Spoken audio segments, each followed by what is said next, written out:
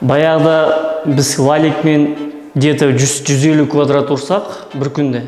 Қазір уже 800 квадрат, 1000 квадрат ұруға уже возможность бар мына аппаратпен. Ассалаумалейкум, құрметті достар.